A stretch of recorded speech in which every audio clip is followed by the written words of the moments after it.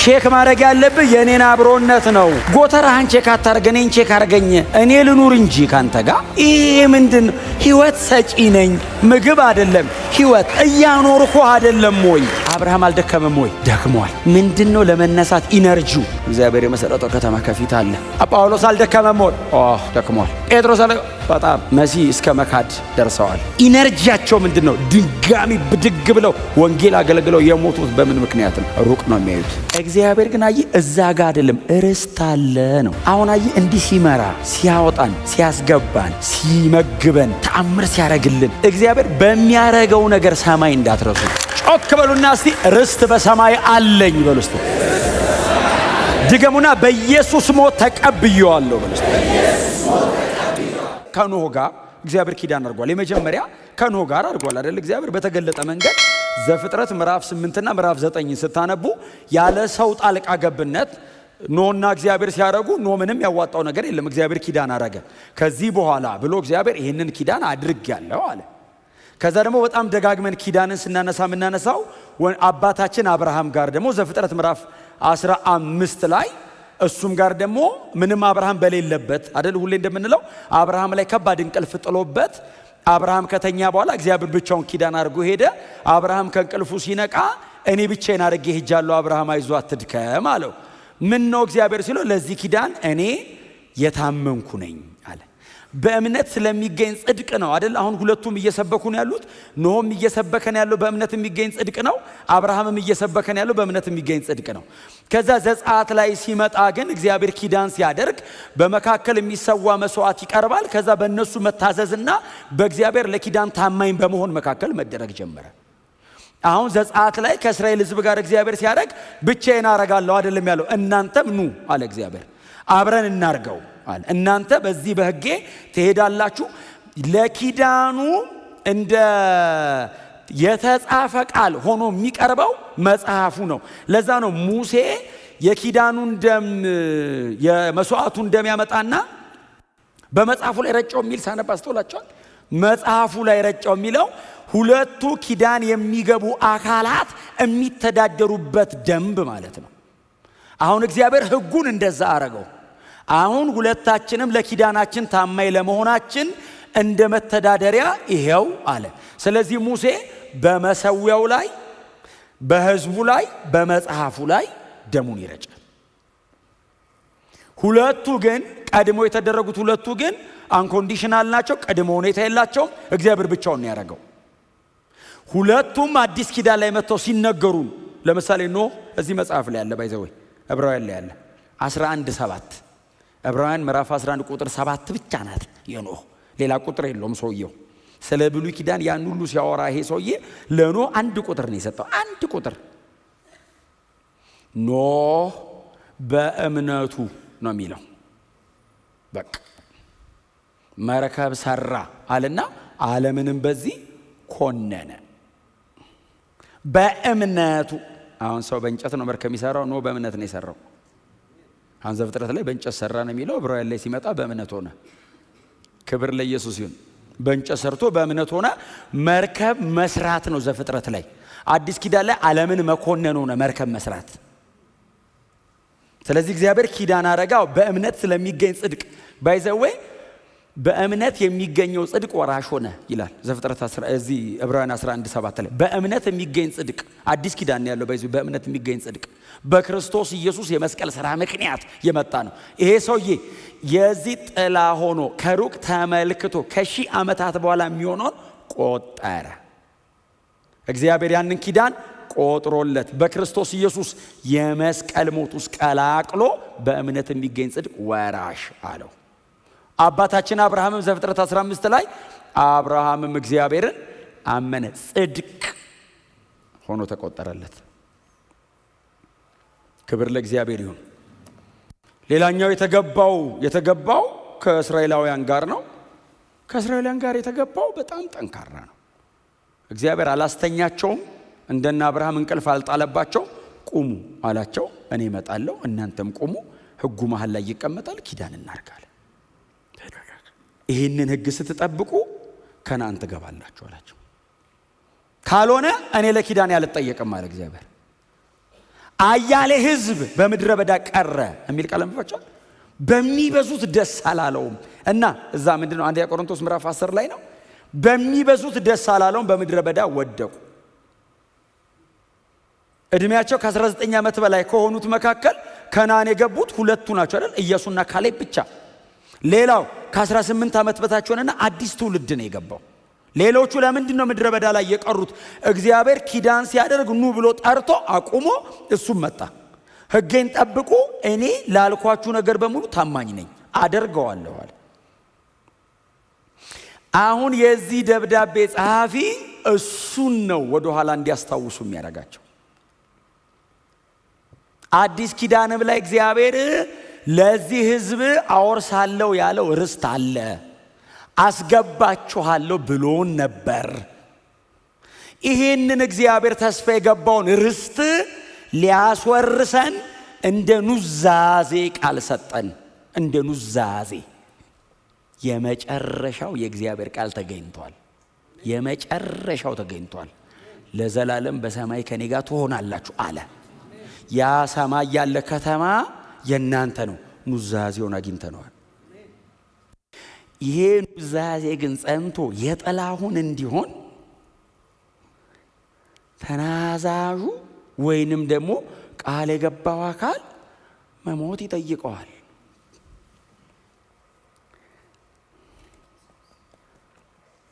የክርስቶስ የመስቀል ሥራ ባይዘው እዚህ ጋር ነው የሚገባው። አዎ ርስቱን አግኝታችሁታል ወይ? አዎ። የእናንተ ነው ወይ? አዎ። በቃል ደረጃ ነው አይደለም፣ የኔ ነው። በምን እርግጠኛ ነህ? ኢየሱስ ሚዲయేተር ብቻ ሳይሆን ቴስታተር ሆነ። አሁን መሃል ላይ ገብቶ እኔና አብን የሚያማልድ አይነት ብቻ አይደለም። እኔን ወደ አብ የሚያማልደኝ ብቻ ሳይሆን መስዋዕቱ ሆኖ ሞቶ የተናገረውን ቃል ፈጻሚ ሆነ። ኢየሱስ በመስቀል ላይ ሲሞት የሰማይ ርስት ማረጋገጫ እጄ ላይ ገባ። አልቋል። ባለ ርስት ነን። በስማችን ዞሯል። ጎናቸው አልሶ የሰማዩ ከተማ በስም ዞሯል በሉት። እንደዚህ አይደለም። በደንብ ነቅነቅ አድርጉትና ኮራ ብላችሁ ባለ ርስት በሉት። ባለ ርስት፣ የተረጋገጠ ርስት፣ የጸና ርስት በኢየሱስ ደም ተረጋግጧል። በኢየሱስ የመስቀል ሥራ ተረጋግጧል።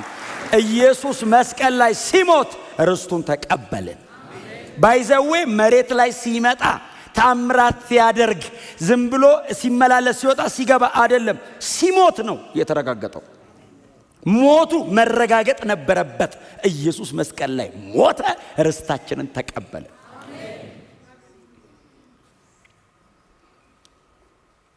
የዚህ ደብዳቤ ጸሐፊ እያቀረበ ያለው እችን ነው እያቀረበ ያለው። ቁጥር 16 እና 17 ወደ ቁጥር 15 ነው አይደል የሚገፋው? እንደዚህ ወደ 9 ነው የሚገፋው። ቁጥር 16 እና 17 ተናዛዡ ካልሞተ በቀር ይላቸዋል። እሺ ኑዛዜው አይጸናም። ከዛ ይቀጥላል። ተናዛዡ በሕይወት ካለ ኑዛዜው ምንም አይጠቅምም።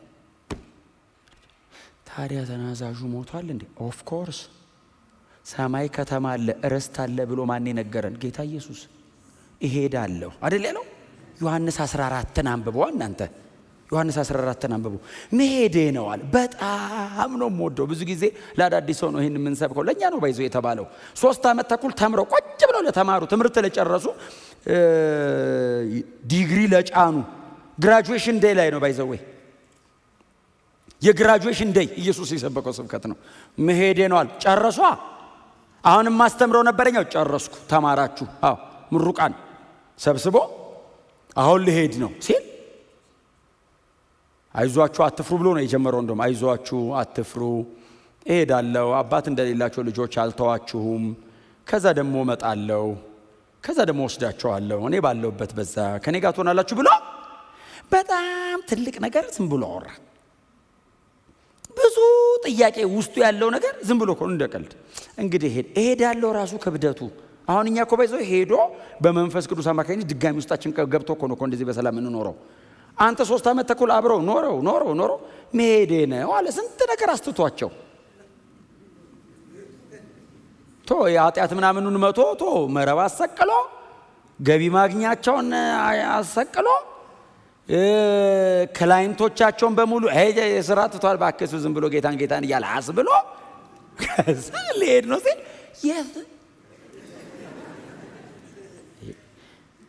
ባለፈው ሳምንት ያልኳችሁ ነው እንዴ?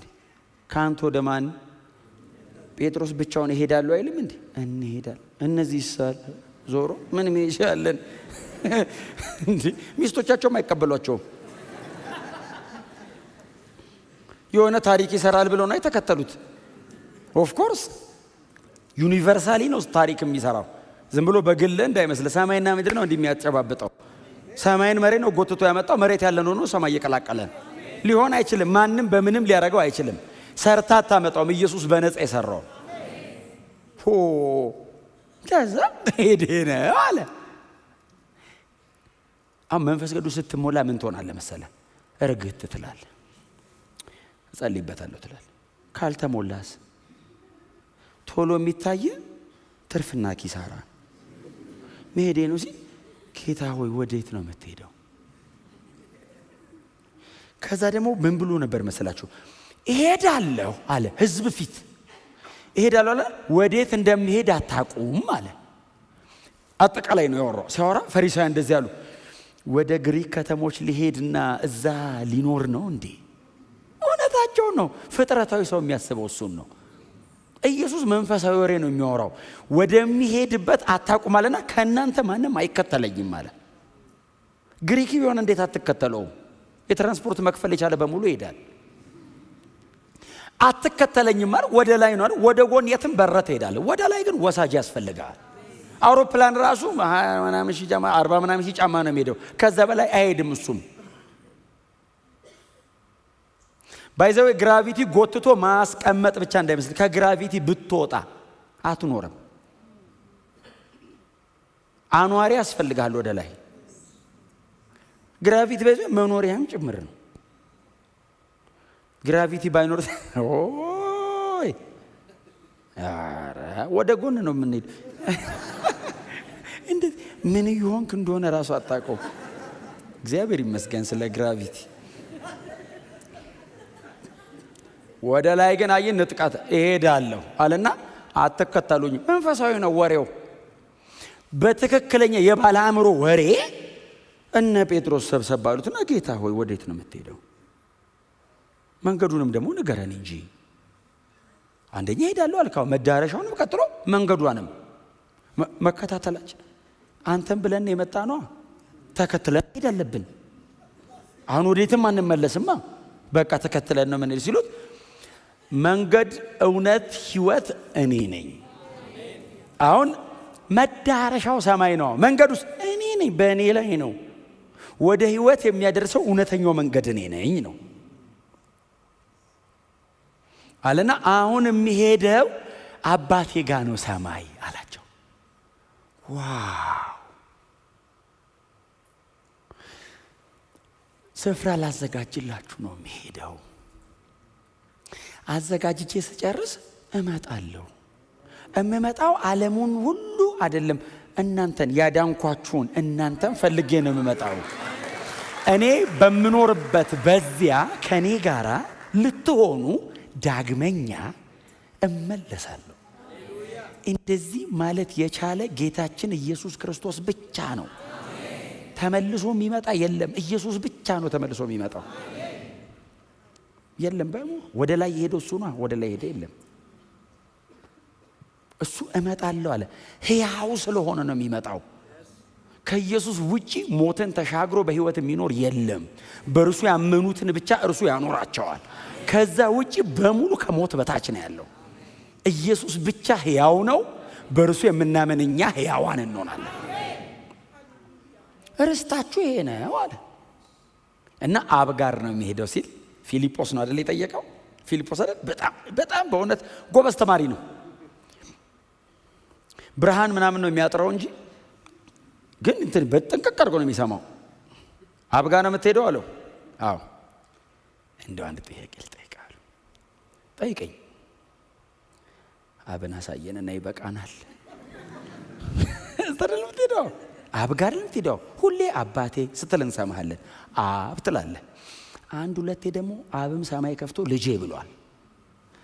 አብን አንድ ወስቲ አንድ ያሳየን እና ምንም አንፈልግም። አሁን መሬት እንዲህ በቃ ለመኖራው ግጥም አድርገን ነው የምንሰብከው። አንድ ያሳየናል። ፊልጶስ አለ አቤት አለ እስከ ዛሬ ከእናንተ ጋር ስኖር አታቀኝም እንዴ? እንዴት ጌታ ሆይ አለው። አንተ ግራጁዌሽን እንዴት ኤሌመንተሪ ጥያቄ ትጠይቀኛለህ? እኔን ያየ አብን አይቷል። እኔ በአባቴ አባቴስ በእኔ እንዳለ ይህንን አታምንም እንዴ? አብ ሊገልጥ የወደደውን በሙሉ እኔ እኮ አሳይቻችኋለሁ። አባቴ በእኔ እንዳለ አታምንም እንዴ? እኔስ በአባቴ አምናለሁ ጌታ ሆይ አለው። በቃ ጥያቄው አለቀ። አሁን አብ ወደ ምድር ቢመጣ እኔ ያሳየውክን ለማሳየት ነው የሚፈልገው። አሁን ሰው ማየት አቅቶት ትሞታላችሁ ያለን እኮ አብ ኢየሱስ ያሳየውን ለማሳየት አብ እንዴት ኮሚኒኬት ያርገን? ስለዚህ ኢየሱስ እኔ ወርጄ ያስረዷችሁ የአባቴን ነው። አብ ሊነግርህ የፈለገው እኔ የነገርኩህን ነው። ሊያሳይ ሲታገል የነበረው እኔ ያሳየውክን ነው። ዴስቲኒ አሁን እኔ እምወስድ ጋ ነው አብ የፈለገ። ስለዚህ አብ እርሱ በእኔ በኩል በሙላት በእናንተ መካከል ተገልጧል። ለድነታችን የሚሆነውን በሙሉ ኢየሱስ ነግሮን ሄዷል። አያስፈልገንም ከዚህ በላይ ፎር ሰርፕራይዝ በእውነት አያስፈልገንም። አሁን አንዳንድ ሰው በጣም እንትን ይፈልጋል፣ ያልተጻፈ ነገር ሂድን ይሄን ከጀርባ ከጥቅሱ ውጪ ከመጽሐፉ በላይ በሰማይ ርስት አለ። ከዚህ በላይ ምን ይበለኝ? አሁን አንዳንድ ሰው ርስቱ እንዲብራራ ይፈልጋል። መጽሐፍ ቅዱሱ የሚፈቅደው ድረስ እንሄዳለን። ከዛ ውጪስ ብዙ አትጨነቁ፣ ስትሄዱ ታገኙታላችሁ። ብዙ አትጨነቅ፣ እንዳለህ ብቻ እርግጠኛ ሁን። በክርስቶስ ደም በኩል በመስቀሉ ሞት በኩል ተረጋግጦ እጃችን ላይ የገባ ርስት አለ። ተቀብለናል። እንዳልተቀበለ ሰው እንዳትኖሩ። የእግዚአብሔር ቃል እውነት ነው። ታውቃላችሁ አይደል? እውነት ነው የእግዚአብሔር ቃል። ኑዛዜው የተነገረው ቃል ጸንቷል። እግዚአብሔር የተናገረውን አድርጓል። እውነተኛ አምላክ ነው እግዚአብሔር። ርስት እሰጣለሁ አለ ጌታ ኢየሱስ ክርስቶስ ቆሞ ርስት አለ ትወርሳላችሁ የእናንተ ነው ሲለን አሜን ብለኑ። ግን እንዴት ኑዛዜ ተናዛዡ ካለሞተ በቀር እንዴት ይሆናል ስንል እሞታለሁ አለ። እኔ ሞቼ የኔ ነው አወርሳለሁ። እኔ ባለሁበት በዚያ ከኔ ጋር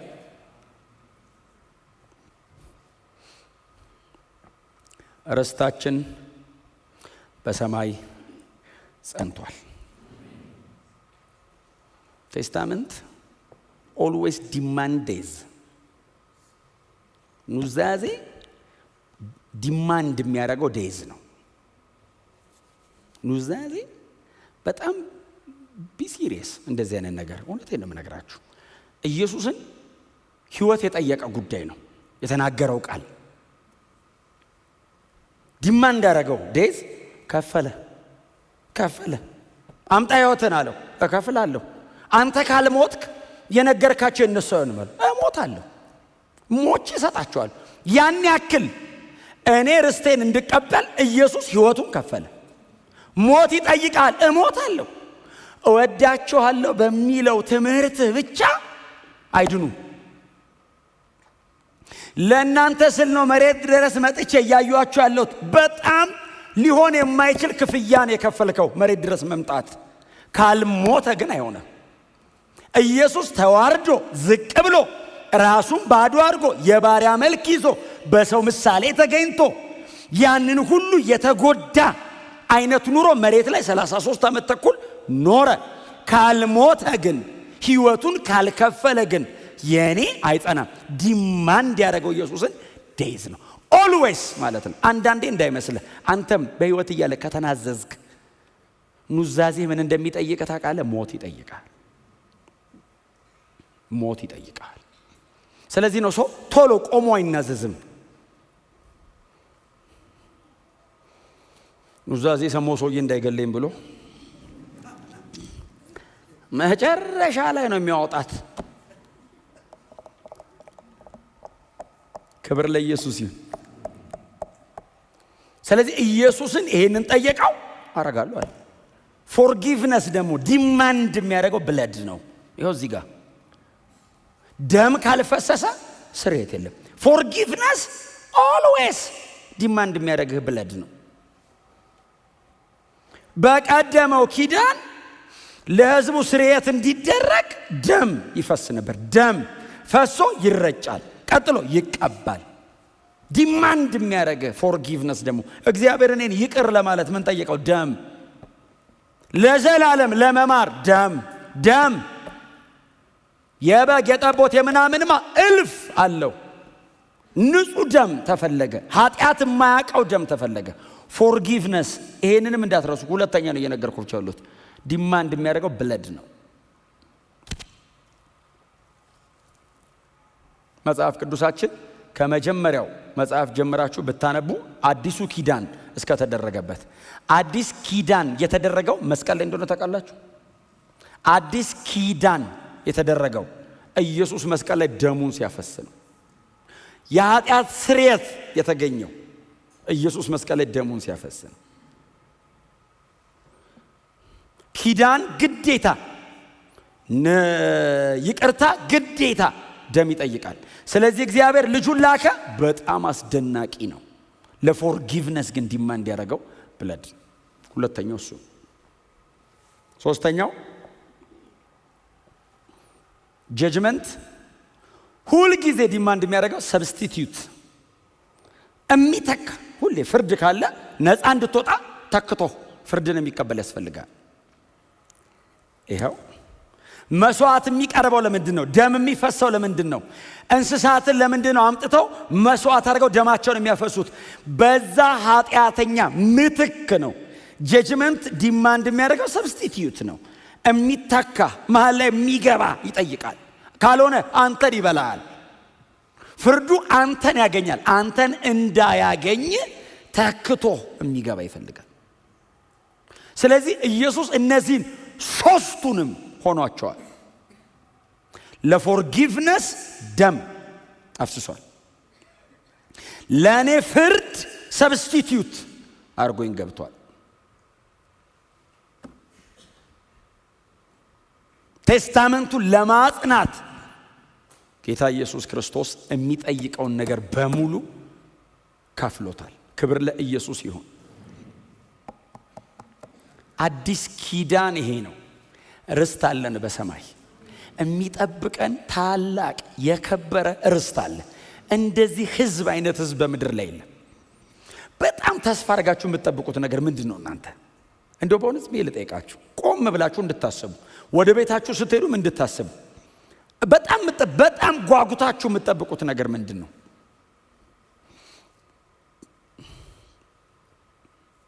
ህይወት ልትከፍሉለት የሚገባ ነገር አይደለም። በጣም ህይወታችሁን ልትከፍሉለት አይገባም። ስትደርስበት ሉዝ አድርጌያለሁ ትላለህ። በጣም ጓጉተን ልንጠብቀው የሚገባ ርስታችን በሰማይ አለ። ምድረ በዳው ባይዘዌ ምድረ በዳው የእስራኤል ምድረ በዳ የሄደችበት የዚህ የሲናው ምድረ በዳ እግዚአብሔር እስራኤልን ሲመራት ባይዘዌ ምድረ በዳ እንዳልሆነ ታውቃለህ። ቀን የደመና አምድ ይመጣል፣ ጥላ ቀስቀስ፣ ሌሊት የእሳት አምድ ይመጣል። ብርሃን ብቻ እንዳይመስል ሙቀት፣ በረሃ ቀን በጣም ይሞቃል፣ ሌሊት ደግሞ ብርድ አለው። ስለዚህ ሁለቱን ባላንስ ነው ባይዘው የሚያደርገው። ሀሩሩን እየከለለ ብቻ እኮ አይደለም፣ እያቀዘቀዘ ነው። ደግሞ እንዳይጨልምባቸው እያደረገ ብቻ ሙቀት እየሰጠ ነው። ጫማቸው ከእግራቸው ጋር ያድጋል፣ ልብሳቸው ይጨምራል አብሯቸው። ምግብ የመላእክ ምግብ በሉ አለ ጳውሎስ። ምድረ በዳውን ኤደን አረገው የሚለው እኮ ለዛ ነው። በረሃውን ገነት አረከው እኮ ይላል። ምድረ በዳ ነው ኤደን፣ በረሃ ነው ገነት። ማን ያረገው? እግዚአብሔር። ቃልህን ላክ እና ምድረ በዳ ሲና በታሪኩ እንደዛ ሆኖ አያውቅም። ውሃ ጠማን ሲሉ እግዚአብሔር ባይዘዌ ውሃ አውጪ አይደለም የሚልከው፣ አለት አፕሮች ያረጋል እግዚአብሔር። ለምን መሰለ የሚያደርገው? እኔ እግዚአብሔር መሪ ነኝ እኮ እያለ አሁን ኑር ነው የሚልህ። አረ አያስፈልግም፣ የትም አንሄድም። እግዚአብሔር ግን ዴስቲኒው እሱ አይደለም አላቸው። ከነዓን አለ ያዘጋጀሁት። ይሄስ አመራር ነው። እግዚአብሔርን አንፈልግም፣ ንጉሥ ሾመን እንመል። እስራኤል በጣም እኮ እልህ በቃኛ። ይሄ ሙሴ የሚሉ ሰው የት እንደገባ አናቅም፣ የሚያመልከው ምን የሚለው አናቅም። በቃ ጣዖት ስራልንና ተመልሰን ዞረን እንሂድ። አረ ምንም አትሰሩ። ግብጽ እባክህ ዱባው እንዴት ያለ ዱባ ይባላል። አሁን ለምን መሰለ እሱን የወደዱት? የሮያል ምግብ አያውቁም። እርሻ ስለሆነ የሚያሰሯቸው። ዱባው ጋር ነው ያለው ሰውየው፣ ከመሬት ነው የሚነቅለው ሽንኩርት ጋር። የሮያል ምግብ አያውቅም። የሮያል ምግብ የሚያውቀው ሙሴ ነው። አማርኛ የለም። የሮያሉን ቢያውቁ ምን ሊሆኑ ነው? አያወጡም። ጀመረ አያወጡም። መሯቸው ነው ባይዞ የወጡት። አያወጡም። እንዴ መከራ እኮ እግዚአብሔር አስባላቸው። ምቾት ባክ ግብጽ እንመለስ። ለዛ እኮ ነው እግዚአብሔር አንዳንዴ ባይዞ ወሰድ መለስ የሚያደርገን። በጣም ሲመቸን የሆነማ እናቆሶ እያለኛ ውስጥ በቂላል ባይዘው አንተ ራሱ ትተዋወቃለህ እንደ አዲስ ተውት ነው ያለከው ሰውዬ ቃሉ ይቀየራል። ስድብ ይሏል። ምቾት በእንትንስ በዚህ በመከራስ ሽሪንክ ካርጎ ሰውየው ውስጥ ሆኖ ሲጸልይኛው አብሮ አሜን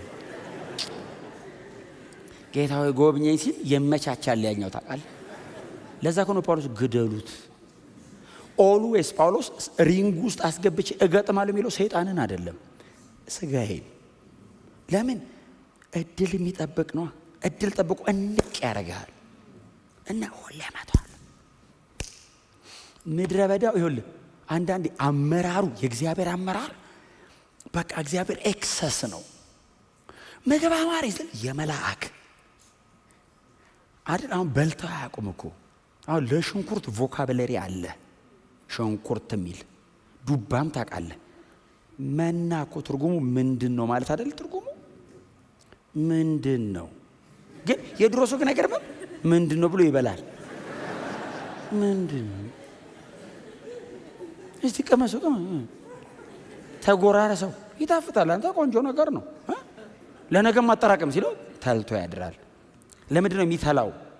እግዚአብሔር እኮ እኔ አቅራቢ ነኝ፣ አይጎልብህም። ለምንድን ነው የምታጠራቅመው? ቼክ ማድረግ ያለብህ የኔን አብሮነት ነው። አረ ጎተራህን ቼክ አታርገ፣ እኔን ቼክ አርገኝ፣ እኔ ልኑር እንጂ ካንተ ጋር። ይሄ ምንድን ነው? ህይወት ሰጪ ነኝ፣ ምግብ አይደለም ህይወት እያኖርኩ አይደለም ወይ? አይ የፈርዖን ሜንታሊቲ ስላላቸው ነገ ቢያስረበኝስ ይላሉ እግዚአብሔርን። ፈርዖን ነው የሚያስረበ እዛ ዓለም እያለ ሲያሰቃየው ስለኖረ እዚህም ሲመጣ አረ ሰብሰብ ባርክ አይታወቅም። አንተ እግዚአብሔር ቢቀየርስ ይልሃል። እንኳን እግዚአብሔር እኮ ሰው ጥሩ ሰው እኮ አይቀየር። ክብር ለኢየሱስ ይሁን። እግዚአብሔር ግን አይ እዛ ጋር አይደለም ርስት አለ ነው። አሁን አይ እንዲህ ሲመራ ሲያወጣን ሲያስገባን ሲመግበን ተአምር ሲያረግልን እግዚአብሔር በሚያረገው ነገር ሰማይ እንዳትረሱ። አሁን ብዙ ሰው ሲመጣ ተሰብኮ ሲመጣ አገሬ ሰማይ ነው ብሎ ይመጣና ሲቆይ ለ500 ካሬ ነው ጸሎቱ። እግዚአብሔር ሆይ የሰማይ ርዕስ ይጠፋል። ሌላ ነገር ይዟል። ኖ የመጣንበት የሰማነው ወንጌል ልክ ነው። እሱ ላይ እንብሰል፣ እሱ ላይ እንኑር። ይሁት የዚህ ደብዳቤ ሴንተር እንግዲህ ዕብራውያንን እኛ 1 ዓመት ከምናምን ያጠና ነው። ይሄን ሁሉ ጊዜ ግን ይሁት ሰውየው ምን እየነዘነዘ እንደሆነ ምንድን ንዝንዝ ጭቅጭቅ የሚያረጋቸው ሰዎቹ ልባቸውን ውት የሚያረገው ኢየሱስ ጋር የመስቀል ስራው ጋር መስዋዕቱ ላይ ደሙ ላይ የተሰራው ስራ ላይ ፎከስ እንዳይነቅሉ ጴጥሮስ እንደዚህ አላቸው። ሁለተኛ ጴጥሮስ ላይ ከዚህ ድንኳኔ ሊሄድ እንደሆነ ጌታ አመለከተኝ አለ። መሄዴ ነው አለ። በጣም እንዴት አይነት የተባረከ አገልጋይ ነው። ሲኖር ያውቃል፣ ሊሄድ ሲል ደግሞ ያውቃል። ሊሄድ ነው አለና ሳልሄድ በፊት ደጋግሜ እነዚህን ጉዳዮች እነግራችኋለሁ አለ። ምንድነው የምትነግረን? ስለ መምጣቱ፣ ስለ መገለጡ፣ ስለ ዳግም ምጽአት እኮ ነው። ደጋግሜ ነው የምነግራችሁ። ለምንድነው ወትወት የምታረገን ሌላ ርዕስ የለም ወይ ሲሉት እንደዚህ አለ፣ እኔ ከሄድኩ በኋላ እንዳትረሱት። ደግሜ የምነግራችሁ እኔ ከሄድኩ በኋላ ሌላ ነገር ደግሞ ታከታችሁ እንዳትይዙ፣ እዚህ ላይ ስቲክ እንድታረጉ ባገኟችሁ ቁጥር በህይወት ሳለሁ እማንጸጸትበት ነገር ቢኖር ይሄ ነው። አትጸጸቱም። ባይዘው በእውነት ነው የምነግራችሁ። አንዳንዴ ኢማቹሪቲ ልጅነት ብዙ ነገር ያምር የለ ልጅነት ልጅ አሁን እኮ በጣም ትንሽ ነገር ሰጥተው ጌም ሰጥተው በጣም ከነገርከው ትልቅ ነገር እሺ በቃ እሺ ችግር የለም በቃ ጌም ውስጠኝ ይላል። ልጅ ስትሆን ነው እንደዚህ። ትልቅ ሰው ጌምን ካብትለው በማላይ ነው የምትጫወተው ነው የሚል ጌም እኔ ነው እንዴ ጌም ለምን የመታገስ አቅም አለው ነገሩ እስኪደረግ። ልጅ የመታገስ አቅም የለውም፣ ማቆያ ነው የሚያባብለው። ትልቁስ አራጣ ይሄን ሁሉ መጣው አይደል እንዴ ይላል፣ የቀረኝ ትንሽ ነው፣ በሆነው ጊዜ ይሁን እኔ ባልደርስበት ልጄ ይቀበላል ብሎ ይጠብቃል። ትልልቅ ሰው አይታችኋል?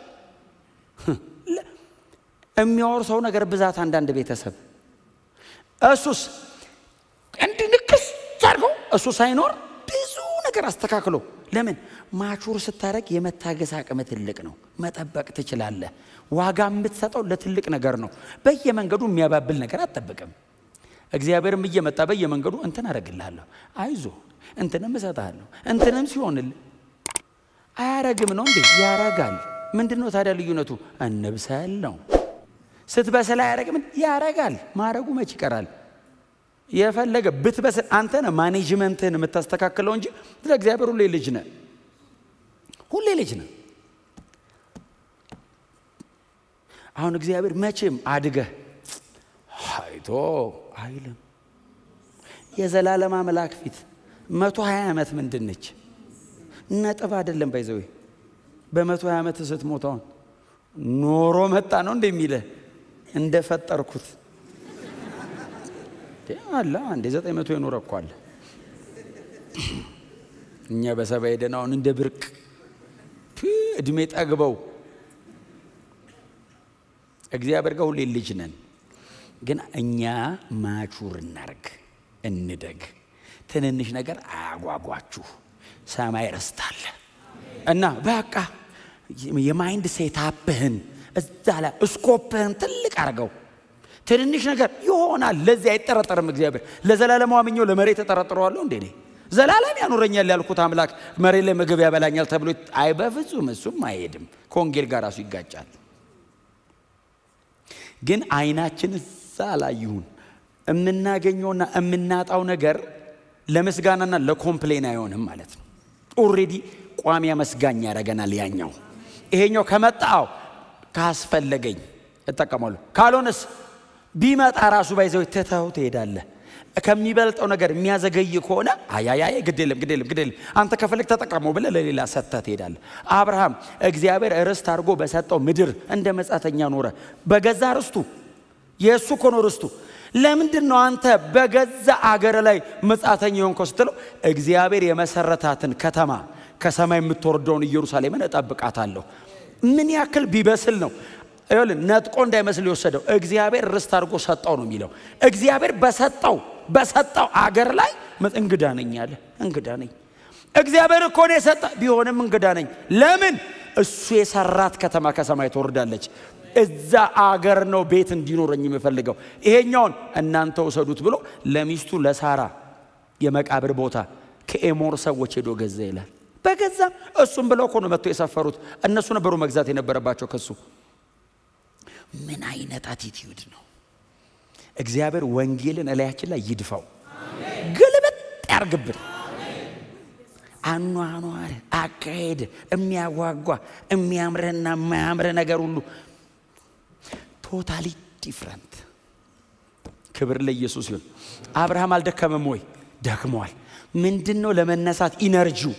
እግዚአብሔር የመሰረተው ከተማ ከፊት አለ። ጳውሎስ አልደከመም ወይ? ደክመዋል። ጴጥሮስ አለ በጣም መሲ እስከ መካድ ደርሰዋል። ኢነርጂያቸው ምንድነው? ድጋሚ ብድግ ብለው ወንጌል አገልግለው የሞቱት በምን ምክንያት ነው? ሩቅ ነው የሚያዩት።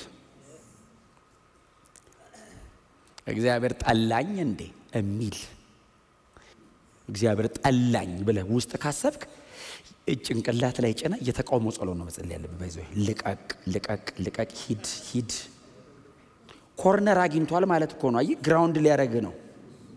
ጠላኝ ስትል ይገጣጥምልሃል። ባይዘው እንትን ተበላሽቶብህ የለ እንትንም እንትና ሳይጸልይ ተሳክቶለት የለ እንደው እንትና በጌታ ራሱ አይደለም ዝም ብሎ ነው የሚሰምርለት። አንተ ምን የቱ ጋር ነው የወደደ ይላል። ፋይል አደራጅቶ ዶሴ እንደዚህ ሰይጣን ፍራክሽን ኦፍ ሰከንድ ታውቃለህ አይደል? የድሮን ሁሉ ነው የሚያመጣው። ኧረ ብታይ እንትኑ በጣም ሲስተሙ ከባድ ነው። ሰይጣን ብቻውን አይደለም የወደቀ ስንት አለ የማይቆጠር። ሲሶ እኮ ነው ይዞ የወረደው። እንዳለ ፋይል ይዞ ነው ባይዘው የቆሙት። አንድ ከተገኘ አደራጅተው ከመወለድ ጀምሮ የዘር ማንዘር ሁሉ አሁን ቤተሰብ መች ተሳካለት ይላል። ካንተ አልፎ ያባትህ ትዝ ይላል። አያት ራሱ እኮ ይገርማል። ከድሮ ከገጠር ሲወጡ ይላል ይላል። ከዛ ሰውየው ከዛ ይወል መንፈስ ቅዱስ ስለማይተህ ጠጋይልና ባይዘው መንፈስ ቅዱስ አይጨቃጨቅም። እኔን እንዴት ታማኛለህ አይልም። መንፈስ ቅዱስ እንደዚህ አይነት አምላክ አይደለም። ቀስ ብሎ ኢየሱስ ሞቶልህ የለ እንዴ ሲልህ ያ ሁሉ ፋይል እሳት እልም